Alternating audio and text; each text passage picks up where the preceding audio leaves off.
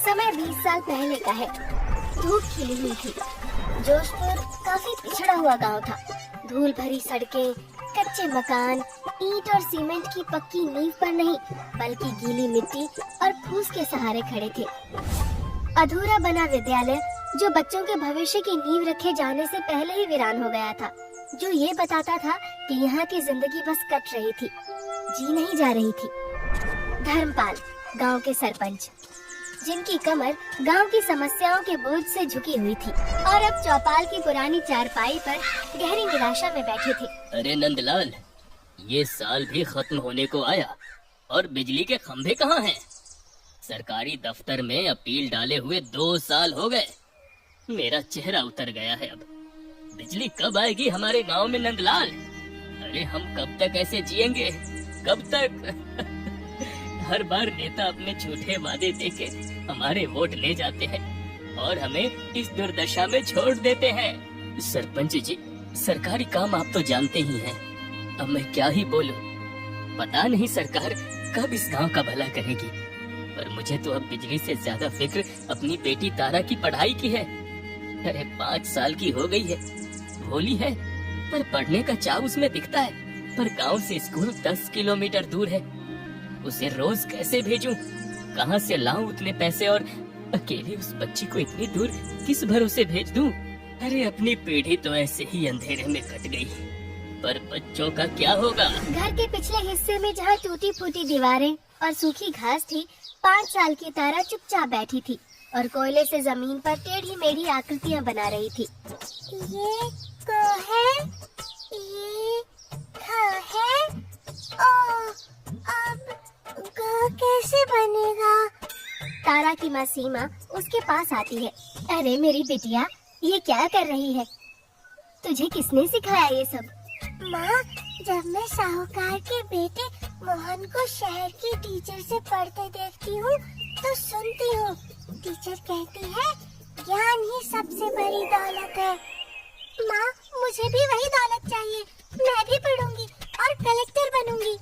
तेरी इच्छा जरूर पूरी होगी मेरी बच्ची। तारा के पिता नंदलाल वहाँ आते हैं। सीमा, मैं शहर जा रहा हूँ जरूरी काम से। तारा, मैं तेरे लिए किताब लेकर आऊंगा। तेरा सपना मेरा सपना है। नंदलाल और धर्मपाल शहर के लिए निकल पड़ते हैं। दोनों की आंखों में जिला अधिकारी से मिलने की आस थी, जिससे उनके गांव तक भी विकास पहुंच सके। दोपहर का समय था।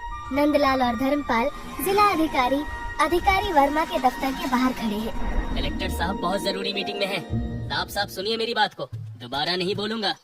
1 हफ्ते बाद आइए। जाइए अब, और यहाँ भीड़ मत लगाइए। सबको समस्या ही है यहाँ। भाई साहब, हम इतनी दूर से अपनी गांव की तकलीफ लेकर आए हैं। एक बार बस एक बार कलेक्टर साहब से मिलवा दीजिए। भगवान भला करेगा आपका। अरे ओ गांव के गंवार, मैंने क्या कहा? सुनाई नहीं दिया क्या तुम दोनों को? कलेक्टर साहब तुम्हारे जैसे फालतू लोगों के लिए फ्री नहीं बैठे हैं।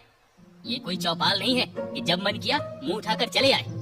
साफ मेरे शब्दों को दोबारा सुनिए। मैं ये बात आखिरी बार बोल रहा हूँ। तुरंत यहाँ से निकलो। चलो निकलो। कौन किसका भला करेगा ये तुम बाद में सोचना। अभी सीधे बाहर का रास्ता नापो। भागो यहाँ से। सिपाही के जोरदार धक्के से नंदलाल का संतुलन बिगड़ जाता है और वो जमीन पर लड़खड़ाता हुआ गिर पड़ता है। सरपंच धर्मपाल असहाय और अपमानित महसूस करते हुए उसे उठाते हैं। मुखिया जी, ये लोग हमें 2 कौड़ी के लोग समझते हैं। ये हमारे विकास की बात क्या सुनेंगे? अब चलिए यहाँ से। बहुत सम्मान दिया हमें इन शहर के लोगों ने। वो दोनों वहाँ से लौटने लगते हैं।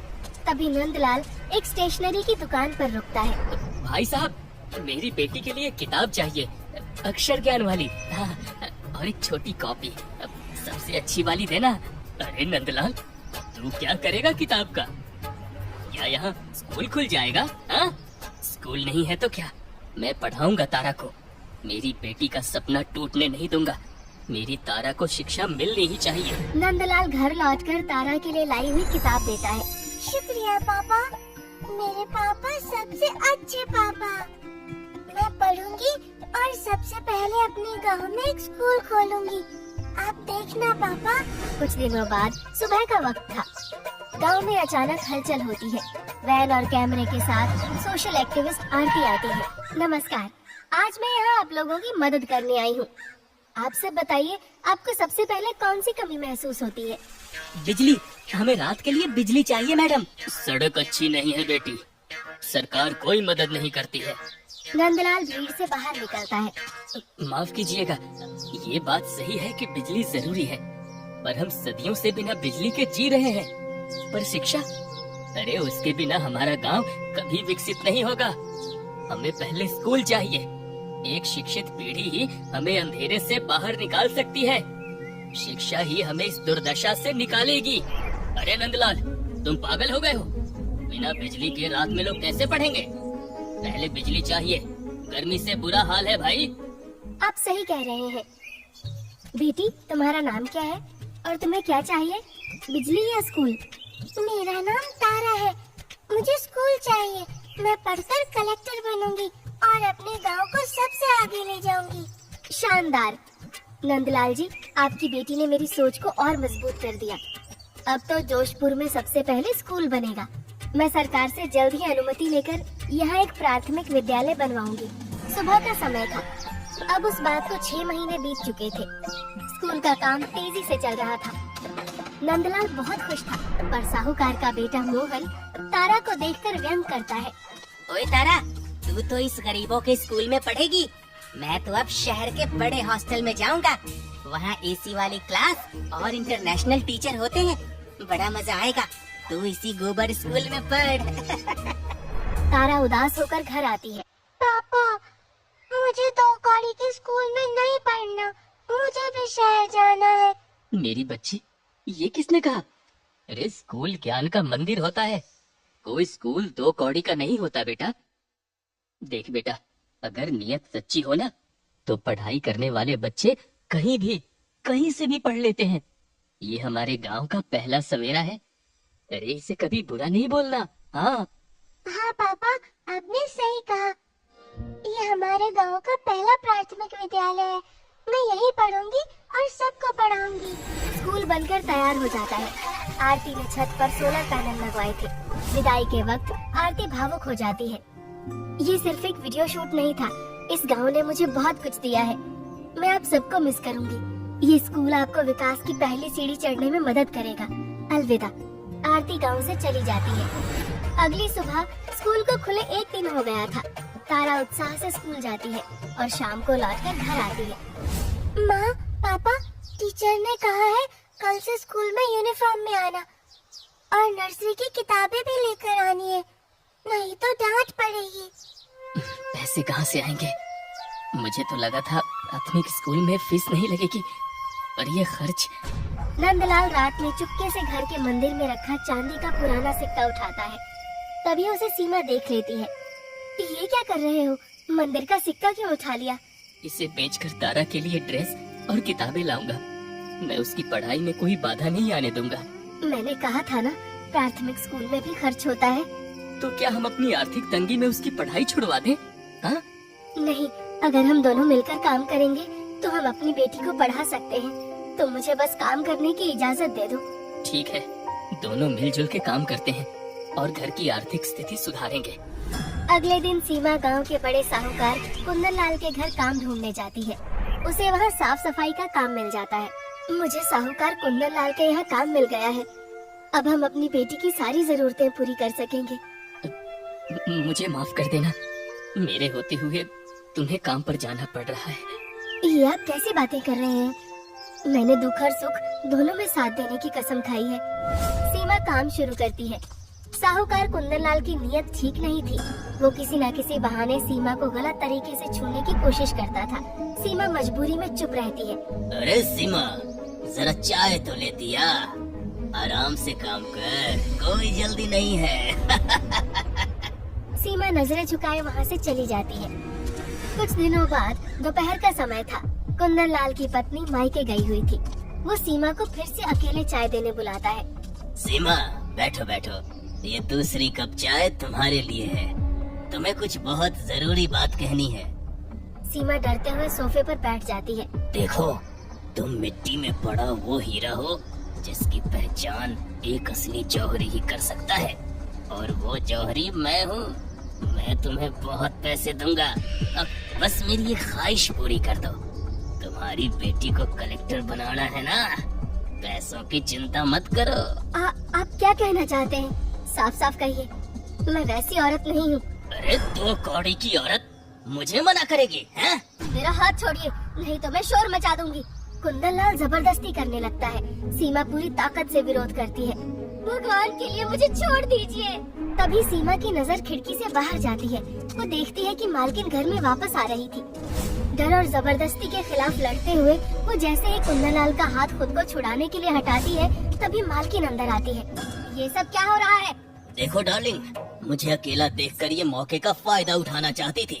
इसने मुझसे पैसे मांगे, मैंने मना किया तो ये झूठ मालकिन, इन्होंने चाय के बहाने मुझे यहाँ बुलाया था और मेरे साथ दुष्कर्म करने की कोशिश कर रहा था।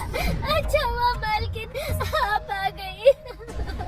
तेरी इतनी हिम्मत, तू गलत काम करती है, ऊपर से मेरे पति पर इल्जाम लगा रही है। बदचलन कहीं की, रुक मैं तुझे अभी ठीक करती हूँ। मालकिन बिना कुछ सुने सीमा के बाल पकड़कर गांव के बीचों बीच घसीटती हुई गांव के चौपाल पर ले आती है। गांव के बीचों बीच भीड़ जमा थी। मालकिन जोर जोर से सीमा को बदचलन कह रही थी। गांव वाले सीमा पर पत्थर फेंकने लगते हैं। मोहन और सरपंच भी भीड़ में शामिल थे। मारो इसे, ये चरित्रहीन औरत है। तभी स्कूल से लौटती हुई तारा गुस्से में भीड़ को चीरकर अंदर जाती है।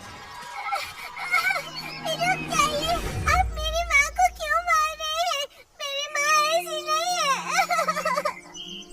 नंदलाल दौड़ता हुआ आता है। रुक जाइए, रुक जाइए, रुक जाइए। मुझे अपनी पत्नी पर पूरा भरोसा है, वो ऐसा कभी नहीं कर सकती। कौन सही है और कौन गलत, इसका फैसला पुलिस करेगी। आप मेरा भरोसा कीजिए। हाँ। थोड़ी देर में वहाँ पुलिस आ जाती है, लेकिन पुलिस कुंदन लाल के पैसों के कारण सीमा को ही दोषी ठहरा देती है। लेकिन गांव वालों की गुहार से पुलिस ने उसे जाने दिया और पुलिस लौट गई। तीनों की नजर शर्म से झुक जाती है। नंदलाल सीमा और तारा को लेकर घर आ जाता है। मुझे माफ कर दो। ये सब मेरी पढ़ाई के खर्च के कारण हुआ है। मैं पढ़ाई छोड़ दूंगी पापा। नहीं मेरी बच्ची, अब तुझे कलेक्टर बनना है। तुझे अपनी माँ का बदला नहीं, इज्जत वापस दिलानी है। तुझे न्याय दिलाना है। मैं जरूर कलेक्टर बनूंगी पापा, और आपको न्याय भी जरूर दिलाऊंगी। ये आपकी बेटी का वादा है। नंदलाल और सीमा ने घर गिरवी रखकर उसे शहर आगे की पढ़ाई के लिए भेज दिया। हमने तो घर गिरवी रख दिया, पर हमारी बेटियां ही हमारा सबसे बड़ा खजाना है। ऐसे ही कई साल बीत जाते हैं। गांव की हालत बद से बदतर होती जा रही थी और कुंदन लाल का शोषण दिन ब दिन बढ़ता ही जा रहा था। अब उस गांव में कोई महिला अपने आप को सुरक्षित महसूस नहीं करती थी। एक दिन की बात है, गांव में एक फटे हाल डरी हुई अनजान औरत आती है मदद मांगते हुए। वो गांव वालों के पास जाती है और कहती है, कुंदन लाल ने मेरे साथ गलत करना चाहा, मेरी मदद करो। वो अच्छा आदमी नहीं है, मेरी मदद करो। तभी वहाँ नंदलाल और सीमा आते हैं। तुम डरो मत, मैं तुम्हारी परेशानी समझती हूँ, अब तुम्हें कुछ नहीं होगा। अचानक वहाँ दो गुंडे आ जाते हैं। ओए नंदलाल, उस औरत को हमारे हवाले कर दे, नहीं तो तुझे जान से मार डालेंगे। अपने मालिक से कह दो, नंदलाल अब डरता नहीं। रुक, आज तेरी सारी ताकत निकालता हूँ। एक चमचमाती काली गाड़ी आती है। सब चौंक जाते हैं। गाड़ी से तारा, जो अब एक आत्मविश्वासी कलेक्टर थी, बाहर उतरती है। उसके पीछे दो बॉडीगार्ड थे। तुम्हारी हिम्मत कैसे हुई मेरे पिताजी पर हाथ उठाने की? अरे ये तो तारा है। मैं हूँ यहाँ की नई कलेक्टर मिस तारा, और कुंदन लाल का पर्दाफाश करने का ये मेरा प्लान था। दो पुलिसकर्मी कुंदन लाल को हथकड़ी लगा लेते हैं। तारा एक बड़ी स्क्रीन पर कुंदन लाल का सीसीटीवी फुटेज चलाती है, जिसमें वो उस अजनबी औरत के साथ जबरदस्ती कर रहा था। राम राम, इसका मतलब सीमा सालों पहले सच कह रही थी। हम सबने गलती की, हमें माफ कर दो। प्रणाम माँ। प्रणाम पिताजी, मुझे माफ कर दीजिए। थोड़ी देर हो गई, लेकिन माँ को न्याय दिलाने के लिए मैंने ये सब किया। आज मेरी प्रतिज्ञा सफल हुई।